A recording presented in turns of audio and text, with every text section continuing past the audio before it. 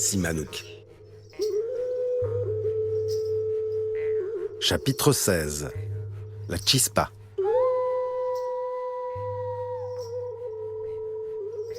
Le carillon électronique de la porte d'entrée retentit soudainement et vient dissoudre les images que portait la jeune indienne.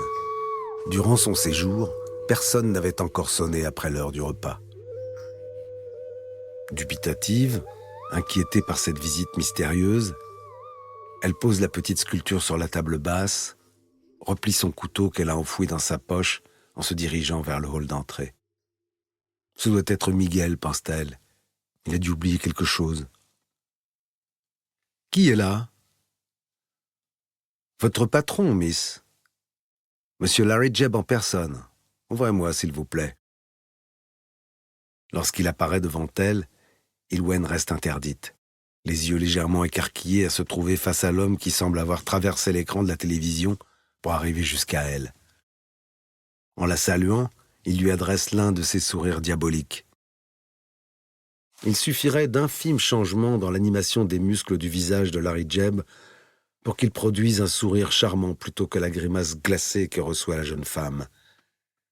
Ilwen reste froide et muette. Elle le regarde d'un air dur. Élevant à son tour les sourcils, il lui demande d'un air faussement candide si quelque chose ne va pas. « Oui, il y a quelque chose qui ne va pas. Vous n'ignorez pas que je suis Mapuche? J'ai appris aujourd'hui même votre intention d'acheter l'île Guafo pour y fourrer vos antennes. Cette île, elle est à nous. Elle n'est pas à vendre. Voilà ce qui ne va pas. » Puis après avoir dégluti la boule qui s'était formée dans sa gorge, elle lui lance. « Imaginez une seconde que je mette vos usines et vos maisons en vente ?» Pour toute réponse, Larry éclate de rire. « Jamais entendu un truc aussi marrant. Allez-y, ma petite, ne vous gênez pas. Essayez de mettre mes usines en vente, qu'on se marre un peu. Que venez-vous faire ici, à cette heure? Une petite visite à mon cher Wizard et à sa petite femme. Je ne reste pas longtemps. » Il s'avance et prend le temps d'inspecter les lieux. « C'est un vrai bordel ici, marmonne-t-il en jetant un œil surpris sur le petit atelier de la table basse. C'est quoi ce truc? Un gris-gris? » Entré dans l'igloo, il tape un code sur un clavier pour mettre son robot sous tension. « Bonjour, mon Wiz. Ouais, papa. Allez, viens avec moi au salon, on va discuter un petit peu tous les trois. Assieds-toi sur ce fauteuil-là, je vais chercher du champagne au frigo. » Tenant 2 coupes d'une main et une bouteille de Dom Pérignon de l'autre, Larry s'installe sur le divan, face au grand robot, assis sur un fauteuil en peau de crocodile véritable. Ilwen, restée debout, accoudée au plateau, refuse le verre qu'il lui a versé. La petite femme n'est pas disponible. Elle est fatiguée et refuse d'adresser la parole à celui qui vole les Mapuche.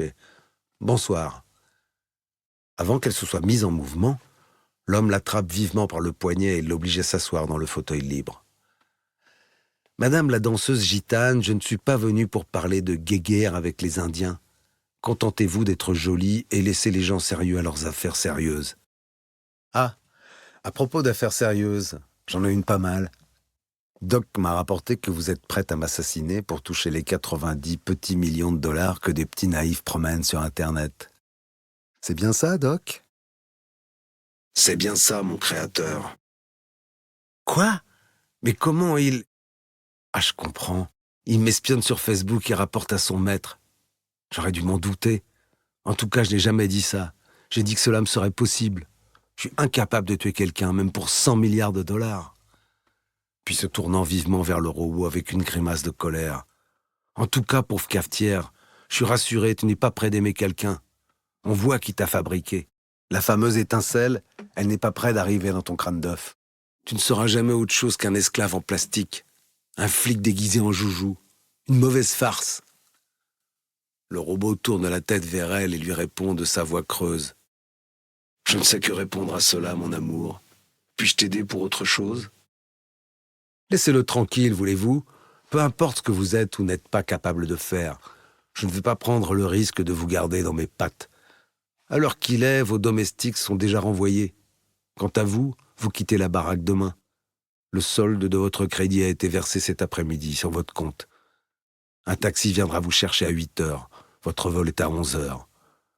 Voici le code de votre billet. De toute façon, l'opération Chispa est un échec. Pas d'étincelle. Que dalle.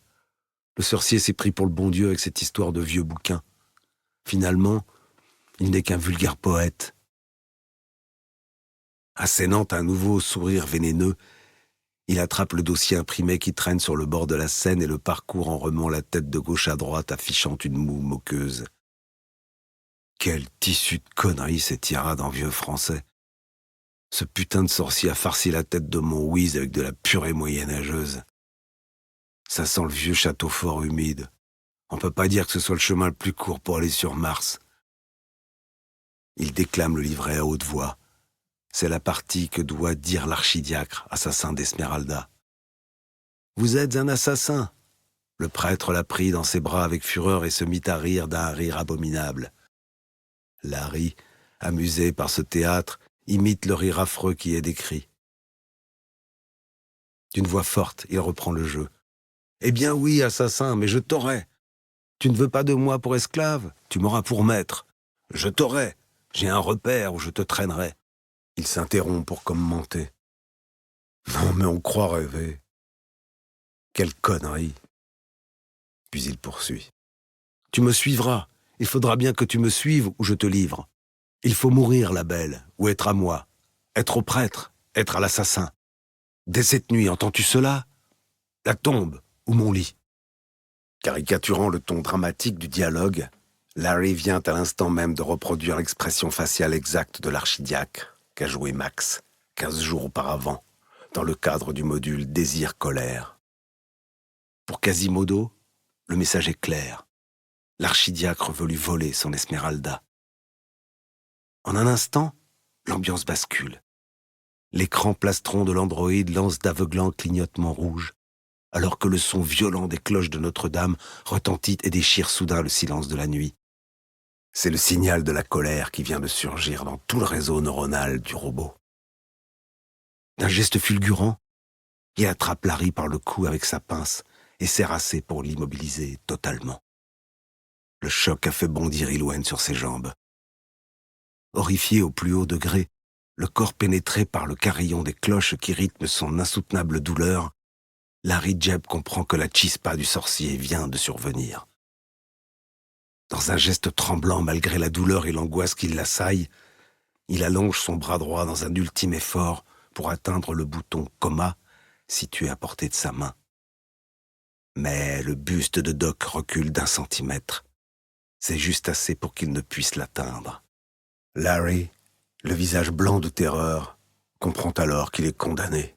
« Arrête, Quasimodo !» hurle Ilwen, terrorisée par la folie qui s'est emparée de Doc Wizard. Puis elle se rue sur son flanc cuirassé, espérant atteindre elle aussi le bouton capable de mettre fin à l'horreur. Mais à peine s'est-elle élancée que le bras droit du robot l'arrête, émettant un râle à peine audible. Larry tourne vers Ilwen un regard déjà exorbité. Dans un geste désespéré qui le raccroche à ce qui lui reste de vie, il agrippe et tire sur la longue robe de la gitane. C'est précisément le geste que Max a dû jouer dans cette même scène de désir inassouvi de l'archidiacre. Ce signal force encore la colère du robot, qui resserre avec une lenteur millimétrique l'étreinte de sa pince sur la trachée de son créateur. Tétanisé, Ilwen entend un premier craquement de cartilage. Tout en accomplissant sa tâche assassine, c'est dans la langue mapudungun que Quasimodo prononce la sentence fatale destinée à celui qu'il retient et qu'il veut tuer. Nakatu e inche, poyeyu kau e weche, qu'Ilwen peut traduire par « Meurs, compagnon perfide, traître à mon amour ». À présent, Larry sent la ville l'abandonner. Ilwen hurle à nouveau. « Quasimodo, par amour, arrête! Tu es en train de le tuer !» Mais le robot reste sourd au cri d'Esmeralda. La machine s'est mise en veille. Elle doit s'y prendre autrement, le supplier avec les petits noms d'amour que le sorcier leur imposait. « Mon bossu de Paris, mon petit prince des cloches, je t'en supplie, lâche-le !» Mais le grand robot blanc est devenu sourd. L'étreinte fatale de la pince arrivée au bout de sa course. La tête du mort bascule de quelques degrés en arrière, retenue au reste du corps par une pression de 4 tonnes. Larry Jebb est mort, éliminé par sa propre créature, son seul ami sur Terre. L'empereur des étoiles n'est plus qu'un pantin macabre, le cou cassé, les bras pendants le long de son buste exagérément cambré. Le mort est maintenu au-dessus du fauteuil par la force de Doc. Ce visage, exprimant quelques secondes plus tôt tant d'assurance, grimace à présent dans la mort, arrosé par les sombres rivières de sang s'écoulant des oreilles et du nez. Prise de tremblement devant la sanglante scène d'horreur, Ilwen ne peut contenir un puissant vomissement. La sidération a paralysé ses muscles et sa volonté. Le vacarme des cloches émises par le grand robot cesse brutalement, laissant place à un silence insondable, rempli des cris muets des cauchemars. Hypnotisée, la pauvre Ilwen fixe le nuage écarlate qui se dilate lentement sur le tapis d'épaisse laine blanche. Quant à l'androïde, toujours assis, le bras gauche ruisselant du sang de son maître et la cuirasse toute mouchetée d'écarlate, il semble figé pour toujours dans sa posture de meurtrier. Sortie de la torpeur qui la maintient suspendue un temps hors du tableau qu'elle a devant les yeux, Ilwen se précipite au jardin en se tenant la tête, titubante entre les meubles.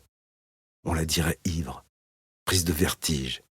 Elle vacille dans l'herbe fraîche. Elle est un oiseau perdu qui tombe en vrille et voit tourner avec lui les lumières de la ville. Accroupie, les mains plantées dans le gazon, elle cherche l'air qui doit chasser l'horreur dont elle est pleine. Elle reste là longtemps, s'appliquant à respirer profondément l'air frais de la nuit, jusqu'à ce que sa lucidité finisse par émerger du cauchemar. La voilà seule et dévastée, dans sa longue robe de velours écarlate au milieu de la nuit, à genoux dans un jardin de contes de fées. L'odeur du sang vient la rejoindre en serpentant hors de la grande pièce. Ce mort si près d'elle est bien la seule chose ici qui ne soit pas artificielle. Dans quelques heures, l'avion va l'emporter vers les siens, loin de cette maison sans âme, désormais tout éclaboussée de sang. Loin de cette macabre marionnette que des hommes rêvaient d'animer de sentiments. Ils ne réussirent qu'à lui donner le goût de tuer. En expirant longuement l'air de ses poumons, Ilwen prend conscience qu'elle est maintenant assez riche pour installer son hameau de l'espoir sous les pentes du volcan, au bord de la rivière. Le mort l'a dit tout à l'heure, l'argent a été versé sur son compte. Cet argent, cette terre, ce hameau idéal, il n'est pas pour elle seule. Il est pour sa merveilleuse grand-mère, mais aussi pour des enfants, des frères et des sœurs Mapuche, pour renverser l'histoire. 17. Épilogue. Anayok apprend la nouvelle de la mort de Larry Jebb dans son nouveau bureau. Bouleversée, elle tente de trouver un sens à ce meurtre dont elle pense être la seule responsable. Aucune des questions qu'elle se pose alors ne lui révéleront les mystérieux détours qu'a suivis sa flèche empoisonnée pour atteindre sa cible. Jamais non plus, elle ne connaîtra l'existence d'Ilwen, ni le rôle improbable que celle-ci a joué dans l'avènement de la mort du Kalunat ennemi de Sihanouk.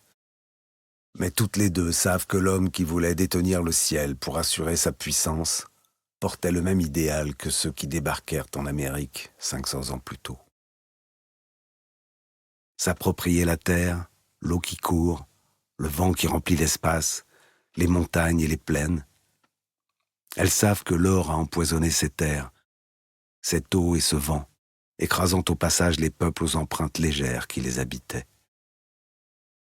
Une semaine plus tard, au milieu de sa pile de courriers quotidiens, Anayok trouve une carte postale qui lui est adressée, représentant un cheval au galop, la crinière affolée par le vent. Au dos, au-dessus de son nom et de son adresse, figure juste un timbre de la République colombienne. Les journées ont considérablement rallongé au pays des glaces. Un temps anormalement doux pour la saison s'est installé dans la grande île de Baffin. De leur camp de pêche, certains ont observé des narvals dans les eaux libres qui s'ouvrent dans la banquise. Sihanouk est descendu au port pour aider Sam le sculpteur à gratter la vieille peinture de son canot. Avec lui, il a amené Oka, prête à faire des petits. Silencieux dans l'ouvrage, appliqués à passer le grattoir sur le polyester, les deux compères se retournent ensemble à l'appel lancé depuis le chemin qui monte aux premières maisons. À mi-pente, une silhouette descend vers eux, aussi vite que le lui permet sa mauvaise jambe, agitant les bras dans l'espoir, sans doute, de faire comprendre la nouvelle qu'il apporte par geste avant de pouvoir l'annoncer en paroles. « Regarde ça, dit Sam. On dirait que Popeye est tombé sur un stock d'épinards. » À demi asphyxié, il les rejoint, la mine effarée, sa bouche décentrée grande ouverte pour reprendre haleine. Le bonhomme tente une première fois de s'exprimer, mais il n'a pas encore retrouvé assez d'air. Sam lui étale gentiment sa grosse main dans le dos pour l'encourager. Popeye respire à fond une dernière fois, le doigt levé pour signifier l'importance de ce qu'il va bientôt leur apprendre. « Aïe! Aïe! Écoutez-moi bien, le Kalounat est mort. Le Kalounat au satellite, il est mort. C'est dans la télé. Aïe, t'entends ça, Simanouk? Tu l'avais bien dit, non? Ah oui, tu l'avais dit. Et en plus, tu sais quoi? C'est un monstre qui l'a tué. Un monstre. La télé, elle a dit ça aussi. Il est archi mort. Mort, ton Kalounat. Ah, mon ami, je te le dis, tu es un grand Tangakok. À cela, Simanouk ne répond rien. Il s'écarte du bateau retourné et s'accroupit pour offrir une longue caresse à la chienne blanche qui s'est couchée sur une bâche. En promenant sa rude main dans l'épaisse toison d'Oka, il revoit juste le trou noir qu'il a creusé dans l'épaisseur de la banquise et dans lequel il a jeté le toupie.